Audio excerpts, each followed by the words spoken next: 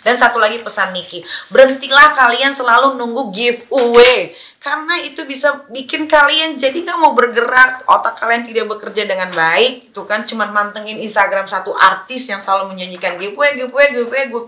Padahal yang menang giveaway anggota-anggotanya sendiri. Itu namanya pembodohan.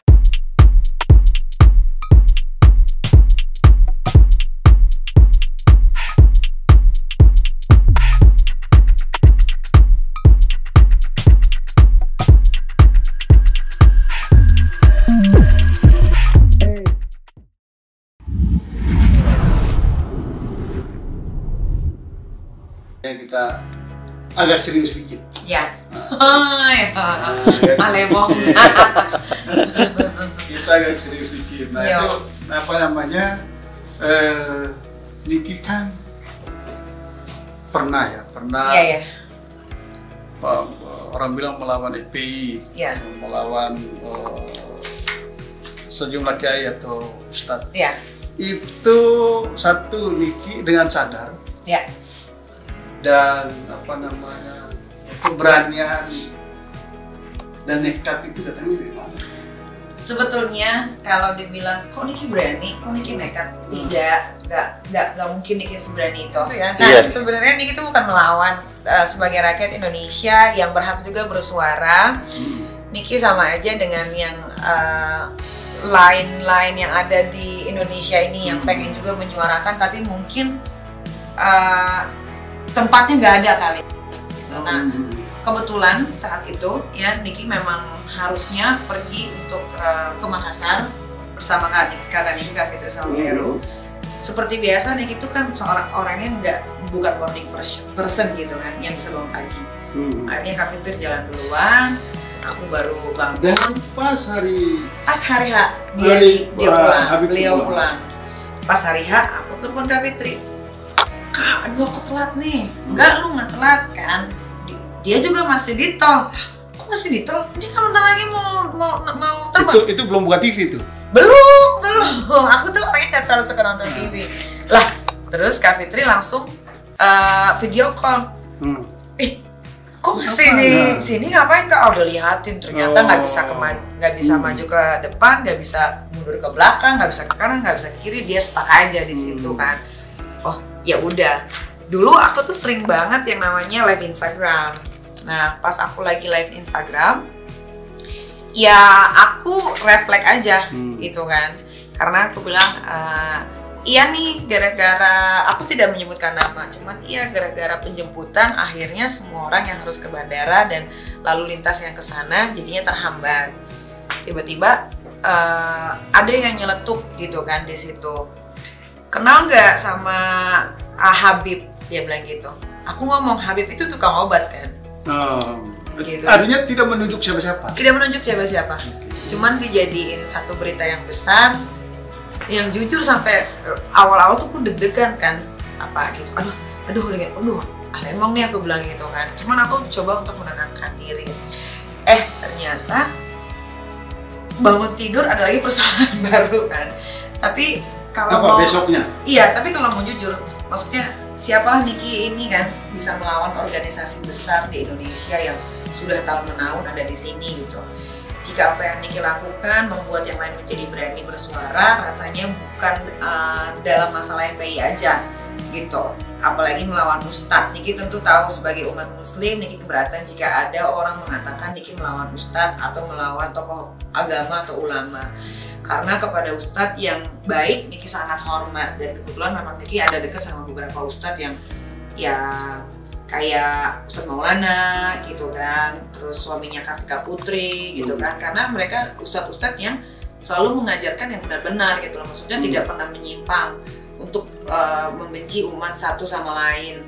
Terus pas Niki pesan Niki kepada seluruh masyarakat Indonesia, boleh saja kita mengidolakan ustadz atau ulama atau tokoh besar agama apapun itu yang kalian tahu, tapi kita juga harus bisa melihat mana yang baik dan mana yang tidak. Karena sekarang untuk orang ngeklaim dirinya menjadi ustadz atau mengerti agama tuh gampang sekali Pak gitu kan. Orang lain pun bisa, mungkin siapapun tiba-tiba bisa jadi ustadz dadakan juga gitu.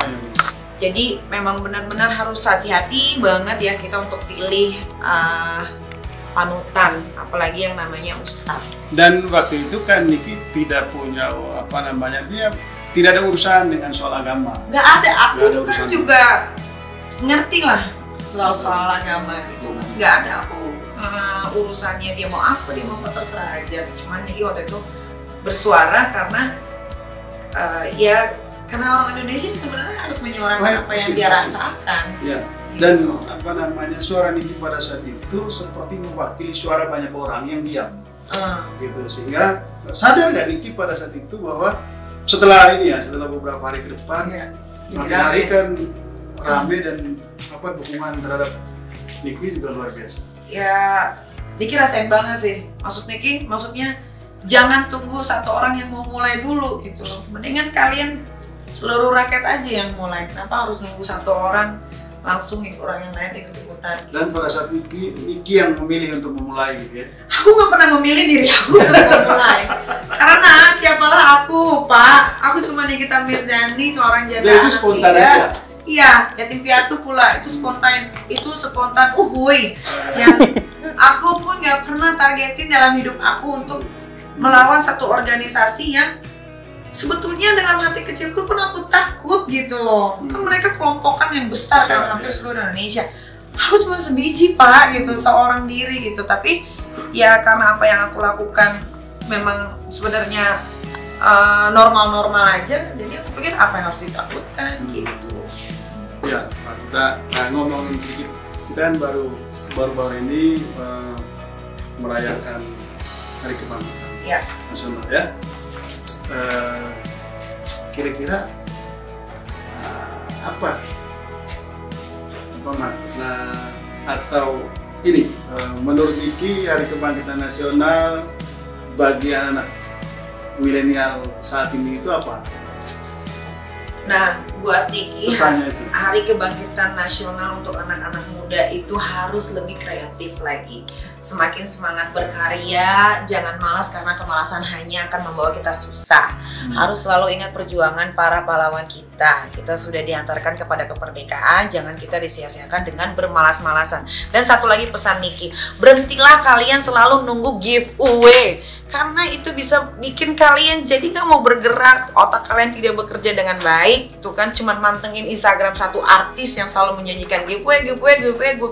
Padahal yang menang giveaway anggotanya sendiri. Itu namanya pembodohan, ya kan. Terus ya yang penting satu sih, harus punya rasa patriotnya tuh kayak wah. Yang namanya orang mau sukses pasti butuh perjuangan. Yang namanya orang mau sukses pasti butuh pengorbanan gitu kan.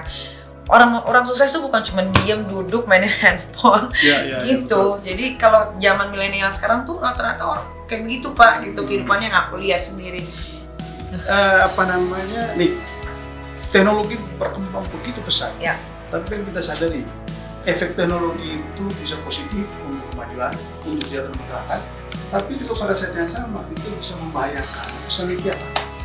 Betul. Yang Niki lihat ya karena Niki punya anak nih di rumah yang memang udah mulai memakai gadget. Buat Niki teknologi sekarang tuh ada sisi negatifnya, ada sisi positifnya.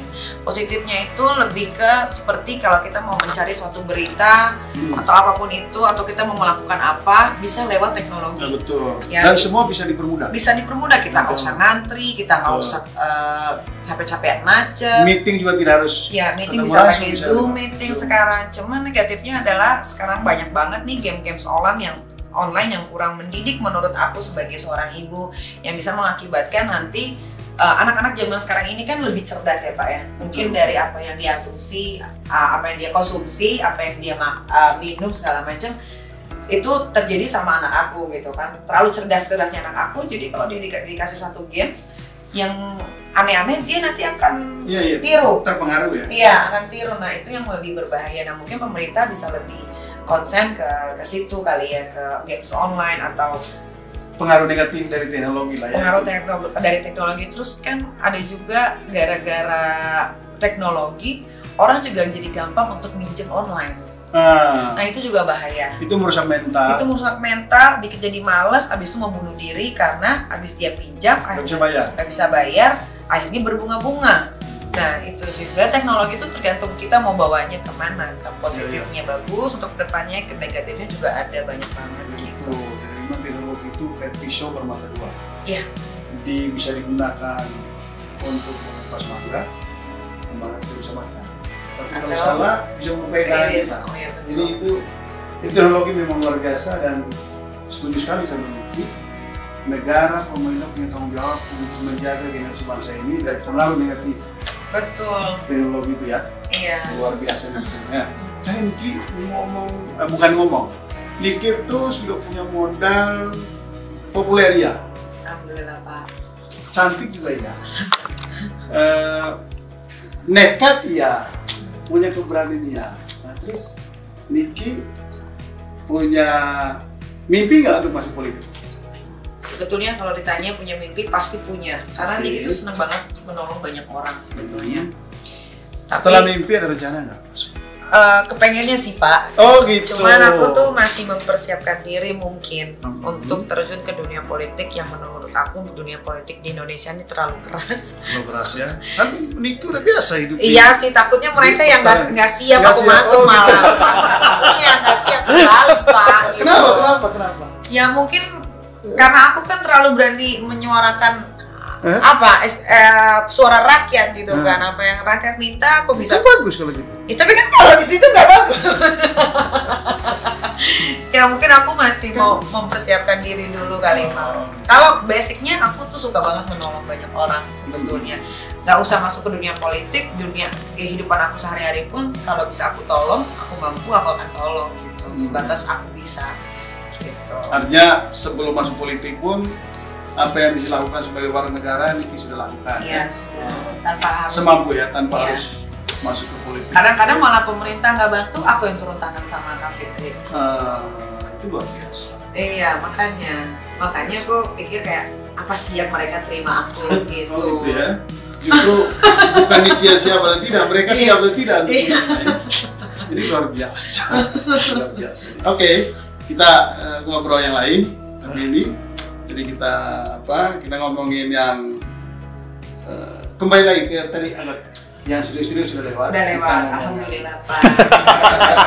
Udah puyeng palaku. Deg-degan ya. Iya. Oh puyeng ya bikin pusing ya. Iya Kak. Iya. Iya. Udah Kak. Aman. Makasih ya.